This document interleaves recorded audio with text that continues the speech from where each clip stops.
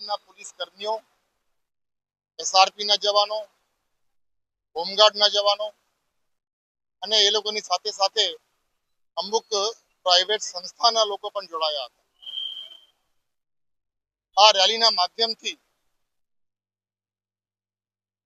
Road સલામતી અને traffic સલામતીનો એક ખાસ સંદેશ બરોડા વાસીઓને આપવા માંગીએ છીએ.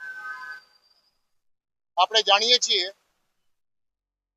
કે આપણા રાજ્યમાં, આપણા દેશમાં રોડ અકસ્માતોની સંખ્યા અને રોડ અકસ્માતોમાં ખાસ કરીને જે લોકો જીવ ગુમાવે છે એ લોકોની સંખ્યા ખૂબ ચિંતાજનક છે.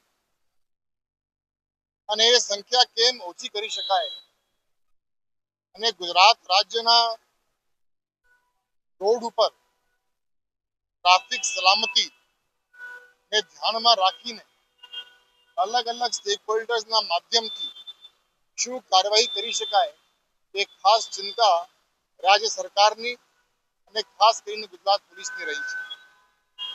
અને એ જ શૃંખલામાં આજે આ જાગૃતિ કાર્યક્રમનું આયોજન કરવામાં આવ્યું છે. આજની આ જે રેલી હતી એ રેલી આપણે હેલ્મેટ રેલી કહીએ છીએ, પરંતુ હું એમ માનું છું કે રોડ સલામતી એ લોકોમાં આપમેળે આ બાબતની સેન્સિટિવિટી થાય, આ બાબતની જાગૃતતા આવે અને દરેક લોકોમાં, દરેક વર્ગના લોકોમાં એક સિવિક સેન્સ જે ખૂબ જરૂરી છે. અને જ્યારે આપણે સિવિક સેન્સની વાત કરીએ છીએ ત્યારે ડિસિપ્લિનની વાત કરીએ છીએ. એ ડિસિપ્લિન ફક્ત ને ફક્ત ટ્રાફિક માટે નહીં, પરંતુ દરેક જગ્યાએ આ ડિસિપ્લિન હોય, આ સિવિક સેન્સ હોય એ ખૂબ જરૂરી છે. અને એનો ખાસ અભાવ જોવા મળી રહ્યો છે લોકોમાં. અને તમામ લોકો આ પ્રકારનું સિવિક સેન્સ આવે એ ખૂબ જરૂરી છે.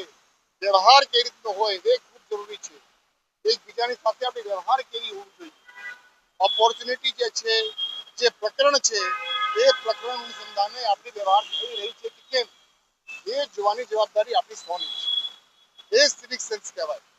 જ્યાં સુધી આ સિવિક સેન્સ નહીં આવે ત્યાં સુધી આ ટ્રાફિક જાગૃતિની બાબત હોય, ટ્રાફિક ડિસિપ્લિનની બાબત હોય, એમાં અભાવ જોવા મળે.